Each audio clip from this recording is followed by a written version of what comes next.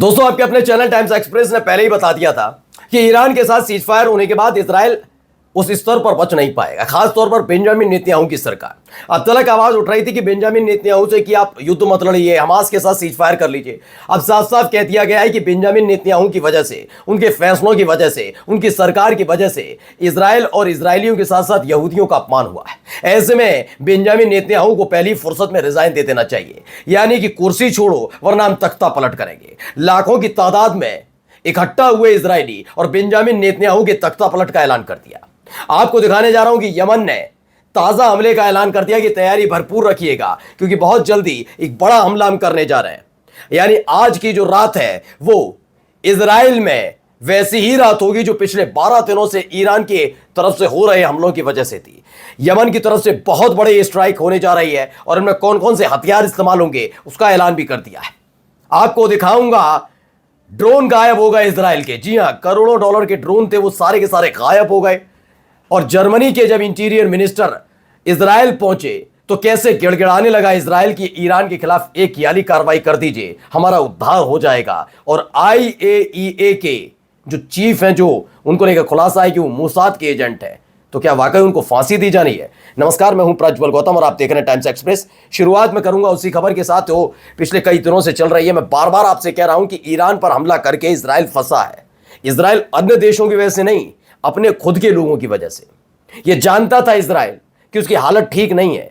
Technology के मामले में हो सकता है, लेकिन हथियारों के मामले में इजराइल ईरान के सामने नहीं ठहरता। लेकिन अमेरिका के कहने पर जो हमला इजराइल ने ईरान पर किया, उसे उम्मीद थी कि उसके फौरन बाद अमेरिका कूद पड़ेगा और ईरान पर बम दागेगा, लेकिन वो इंतजार करता रहा। अमेरिका ने तकरीबन 10-11 दिनों तक इजराइल को दहलने दिया, तबाही होने दी। और अब देखिए, इजराइल के लोग बेंजामिन नेतन्याहू के खिलाफ सड़क पर उतर आए। पहले वीडियो देखिए। ये देखिए, अपने आप में कितनी भारी तादाद में लोग उतरे हैं। ये कह रहे हैं यू फेल्ड अस, कि तुमने हमें नाकाम कर दिया। नाकाम, पहले इसका शब्द का मतलब समझ लीजिए। मोसाद नंबर 1, हमारी टेक्नोलॉजी नंबर 1, हमें कोई नहीं हरा सकता, नंबर 1 कहते थे। मुस्लिम देशों से घिरे हैं, फिर भी देखिए किसी देश की स्थिति, हिम्मत नहीं, हम नंबर 1। इतने सालों से जो बातें बताई जा रही थी, वो बात एक देश के साथ युद्ध करते ही सब खत्म हो गए। यानी कि इजराइल कितना खोखला देश है, कितना झूठ परोसता है, सबके सामने आ गया। अब पूरी दुनिया में थू थू हो रही है। चूंकि आप उस देश के नागरिक हैं, इसलिए उनकी भी फजीहत हो रही है। इसीलिए इजरायली सड़क पर उतरे। उन्होंने बेंजामिन नेतन्याहू से कहा यू फेल्ड अस, यानी तुमने हमें नाकाम किया। रिजाइन नाउ, अभी इसी वक्त इस्तीफा दो। और जो गुस्सा है उसे देखते हुए लग रहा है कि बेंजामिन नेतन्याहू ने इस्तीफा नहीं दिया तो तख्ता पलट होना तय है। वी आर एशेम्ड, हमारी सबसे ज्यादा बदनामी हुई है। ये सोचिए, हम शर्मनाक महसूस कर रहे हैं। ये खुलकर वो कह रहे हैं। इजरायली जो अपने आप पर घमंड किया करते थे, आज बेंजामिन नेतन्याहू के खिलाफ उतरे हैं। ये आवाज लगातार बढ़ती जा रही है। एक दिन पहले ही आपके अपने चैनल टाइम्स एक्सप्रेस ने खबर दिखाई थी कि कैसे वहां के सैनिक आते हैं एक अधिकारी के पास, वो अधिकारी से कहते हैं अब हम गजा में युद्ध लड़ना नहीं चाहते, थक गए।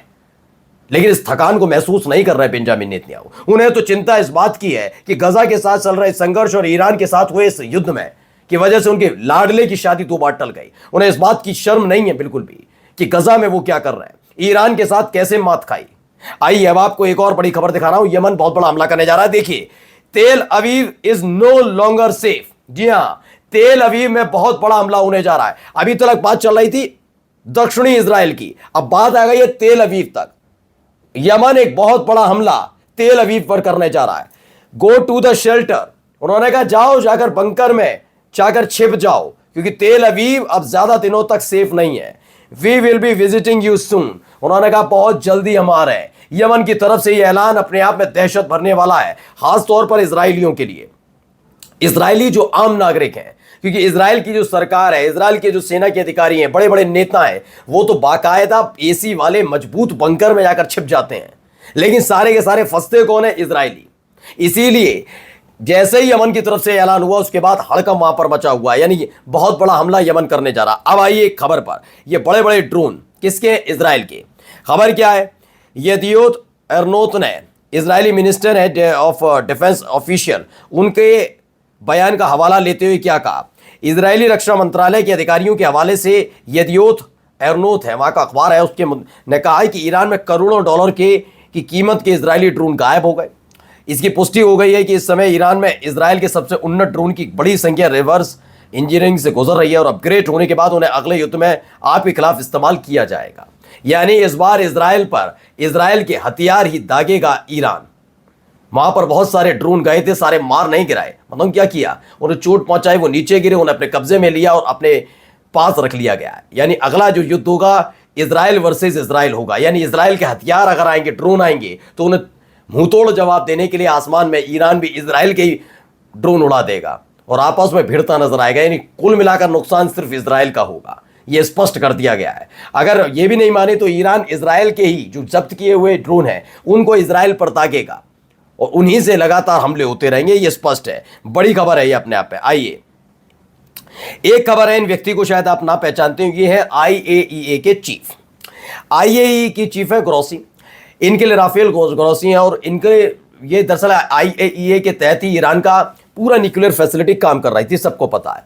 अब ईरान इस बात पर नाराज है कि जब अंतर्राष्ट्रीय संस्था की निगरानी में ये काम कर रहे हैं तो आखिरकार अमेरिका ने हमला किया और उसका मुंह तोड़ जवाब क्यों नहीं दिया गया IAEA की तरफ से। तो IAEA से कह दिया अब नमस्ते, अब आपकी एंट्री बाधित। लेकिन एक नया खुलासा हुआ, इस खुलासे की खबर पढ़िएगा। इसमें क्या बताया गया है, इसमें बताया इजराइल मास्टर जो है, ये देखिए, IAEA में इजराइल के मास्टर जासूस को जरूर ही मृत्यु दंड देना चाहिए, यानी फांसी पर लटका देना चाहिए।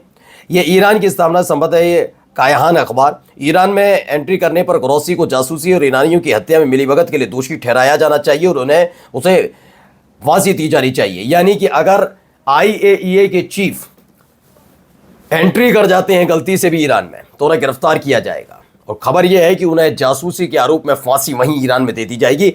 अब IAEA के चीफ खुद खौफ में है। उन्होंने दर्जनों ऐसे दस्तावेज मिले हैं इजराइल की सरकार से जुड़े हुए जो बताते हैं कि उन्होंने जासूसी की। इसलिए आधिकारिक तौर पर यह घोषणा की जानी चाहिए कि ईरान में एंट्री करने पर उसे मोसाद के लिए जासूसी करने और ईरानी लोगों की हत्या में हिस्सा लेने के लिए मुकदमे का सामना करना पड़े और उसे मृत्यु दंड दिया जाए।